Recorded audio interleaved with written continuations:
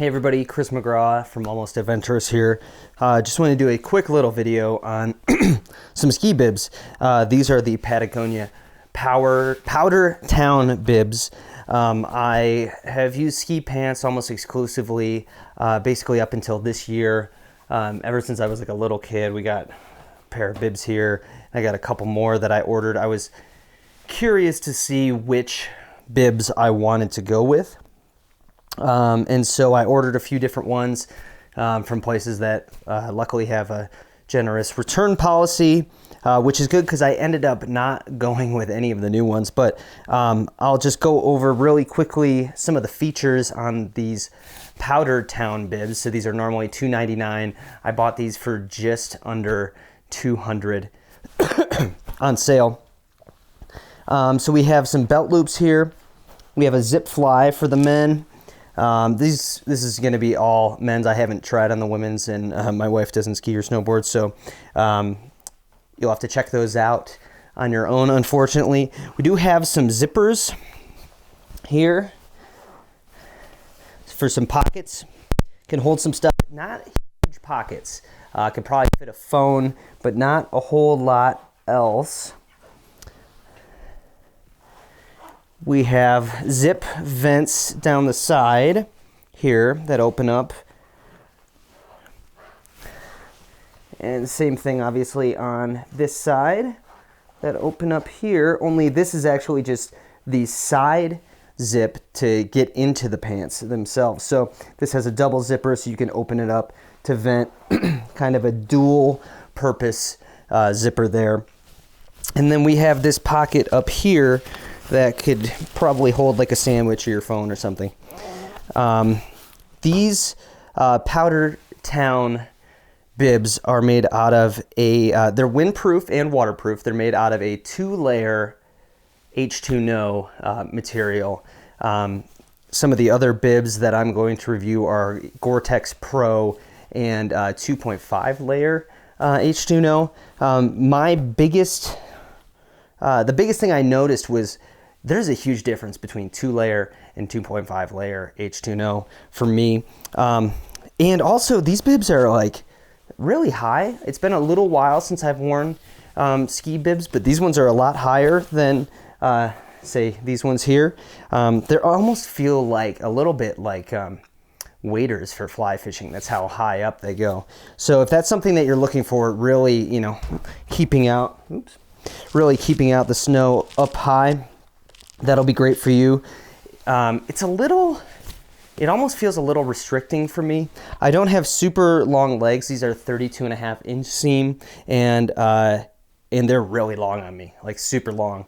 This is a size medium. I feel like it fits my torso really well, but yeah, super long, and it does kind of feel a little bit, I've adjusted it to where it feels nice up top, but it does feel a little tight, like in the crotch area.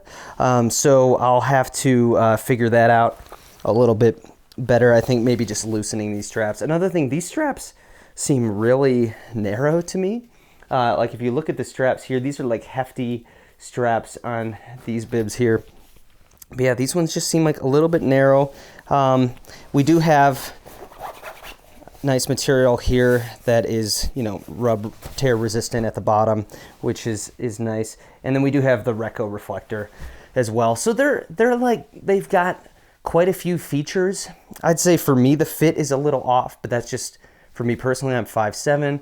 I have like a 29-inch inseam, so that 32.5-inch inseam is going to be big on me. That being said, once I throw ski boots and skis on, probably won't notice that as much because they're not going to be, going past my ski boots for sure. Definitely not past my skis. Ultimately, I did decide to return these. I just didn't think it really, even on sale, they were that great of a deal. Plus, I tend to try to not buy new gear. And so that was ultimately the reason I didn't go with these, because I was able to find something used that better fit my needs all across the board. So that is the Patagonia Powder Town bibs. Durability, can't really comment on that because I haven't worn them out on the slopes. I'm not going to wear them out on the slopes, but the few reviews that I have read that people have used them, they've been pretty durable. So that's something that hopefully should hold up. Plus, Patagonia's got that ironclad guarantee, so if something does happen, you can take it in, get it repaired or replaced. So Powdertown Bibs, there you go. Hey everybody, Chris McGraw, Almost Adventurous here with yet another pair of Patagonia ski bibs. These are the SnowDrifter bibs from Patagonia. Just talked about the Powdertown. This is a next step up. These ones are actually a 3-layer H2No. I think I previously mentioned 2.5, but this is a 3-layer H2No compared to the Powdertown's 2-layer H2No. And man, they just feel completely different. Let me just run through some of the features. We got the gaiters at the bottom. We also have an area where they can clip in, like there's a little hook here to clip into your boots so that way they're not riding up on you. Have this tear resistant fabric at the bottom. All stuff that's normal for a pair of ski pants, whether you're spending like $50 on a pair of, off-brand, like I have a pair of Trespass insulated ski pants that unfortunately I grew out of because I actually really liked them for how cheap they were. Same sort of features. Pocket wise, so we have the 2 pockets right here. They are very generously sized, a lot bigger than the pockets on the Powdertown. Also, everything just feels better put together. Powdertown cost $2.99. These cost $3.79. I got them actually roughly for the same price on sale. So to me, it's kind of a no-brainer. Between the two, I would definitely keep these if I hadn't found a pair of used ones. I always prefer to go used if I can, especially the steel that I got on the used ones. I'll talk about that in a different video. As far as zippers, we got zippers up both sides. So the Powdertown had a vent on the left side and then a zipper going all the way up. On the right, these will allow you to vent, but also open up completely to make it just a little bit easier to get in them. I forgot how difficult it is to get in bibs if you haven't been in them in a while. I've been using just snow pants almost exclusively for quite some time. And bibs are just more restrictive because there's just more material, especially these bibs, these and the Powdertown, compared to something like this. They go all the way up, almost like a set of waders or something. It feels like fly fishing waders to me. So just something to get used to. Again, I also have this pocket up here, which is good for a sandwich or whatever. The gray area up here is actually like a soft shell fabric. So you got the windproof, weatherproof down here, and then the area where you'll probably be wearing a jacket over up here is nice soft shell, breathable material. These are more focused toward backcountry than maybe something like the Powdertown, where that's more resort. And so that's where the larger vents are going to be helpful. And just this soft shell fabric, soft shell breathes a lot better than hard shell does. So I do just a little 360 here. You can undo the flap if you got to go to the bathroom. That way you're not taking off, your entire set of bibs here. $3.79. Ultimately, gonna return these. They feel a little bit restrictive. It's kind of like tighter up top. And then for me, I'm 5'7". I have a 29-inch inseam on a good day.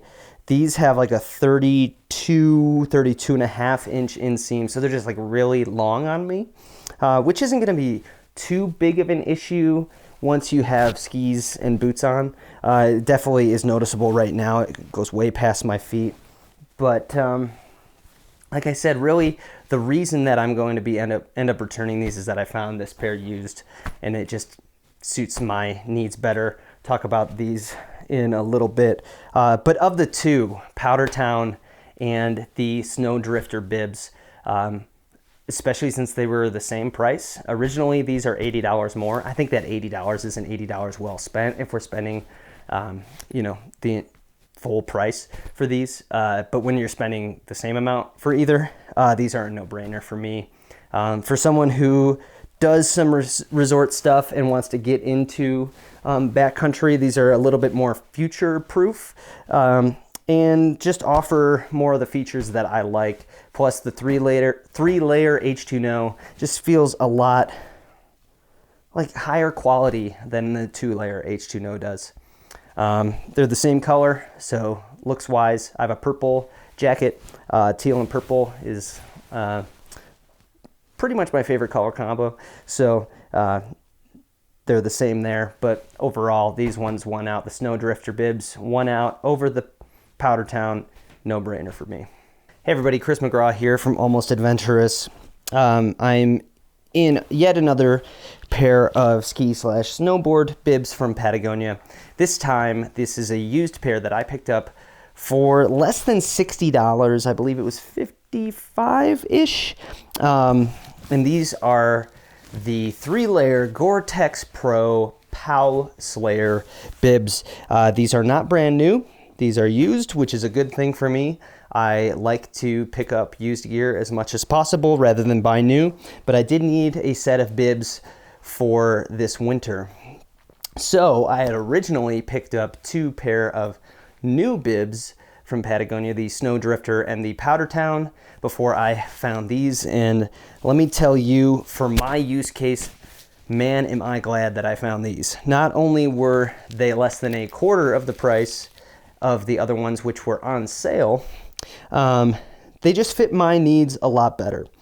So let's just do a quick run through of kind of like the fit, the material, where the pockets are, all the features, that sort of a thing. So we got a nice snap here with a zipper fly that opens up and closes. We have 2 hand pockets here that are pretty good size. They're not as large as, say, the Patagonia SnowDrifter bibs pockets. That being said, they're larger than the Powdertown pockets. So they're kind of a happy medium, though when it comes to pockets, for me, bigger is always better. So second place, we'll say, out of the 3. But we also have cargo pockets, which is something the other 2 did not have. And so while we do not have rear pockets in these bibs, we have 2 cargo pockets, which I really like. For some reason, Patagonia tends to do this sort of asymmetrical design thing. I don't know if it's weight savings or what, with a lot of their pants, like the Via Alpine pants and the field pants, where they usually have like 1 cargo pocket on one side and not on the other, which I find really frustrating because like the more pockets, the better usually. So wallet, keys, that sort of thing there. One thing I really like about these is while the newer bibs come up a lot higher, almost like waders, fly fishing waders, this one's a little bit lower. It's still enough coverage for me, especially on the sides. It's almost similar, but it doesn't come up as far, which I like that a lot. That does mean you don't have a pocket here, but I think the cargo pockets make up for it. As far as zippers on the sides, really long zippers on the sides for venting and for getting in. Look at how long those are. That's great. Got the same thing on this side. And the zippers, this is a 10-year-old pair of bibs, and everything just feels bomb-proof on these. I mean, these were the highest end at the time. I think they cost $5.99. So really, if you think about it, it's like almost, like 90% off the retail price. The gaiters do not have a hook to hook into your snowboarding boots, which can be a problem. So if they start riding up in the back country, get snow in your boots, that's never good. So that would be something that maybe I can add later, but it would have been nice if it came with it. We have the tear-resistant material here as well, a gusseted crotch, and for me, I'm 5'7", have a shorter inseam. These in size medium, lengthwise fit me perfectly. The other ones were quite a bit longer. I have heard from taller people that that is an issue with the PowSlayer bibs, especially this generation. But like I said, for my use case, it's perfect. Another thing is that these straps are a lot thicker and more easily adjustable than the ones on the newer bibs, which are a lot thinner, which I mean, that may be a weight saving thing, but I'm not counting grams a whole lot, so it's not too much of an issue for me. And then of course we have belt loops here. Let me do just a little spin. Like I said, no pockets in the back, really nothing in the back. And then we do have, just like all the pants, we have a RECCO reflector as well. So that is the PowSlayer. They're also this cool orange color compared to the teal in the other two pants that I have reviewed. And while my jacket is purple and teal and purple are my favorite color combination, my second favorite color combination is purple and orange, so it worked out pretty nicely for me. I'll save myself about $150, and I bought something used, giving it new life, and I'm really looking forward to hitting the mountain in these bibs. If you have any questions, just leave a comment below and I'll do my best to answer them. Hopefully this was helpful for you. It's always nice for me to see somebody actually in the clothing, especially when I'm buying something online rather than having to buy it and then return it, and that can be kind of a hassle depending on where you get it. So hopefully you find this helpful, and get outside, get on the slopes, have a good rest of your winter, and spring is just around the corner.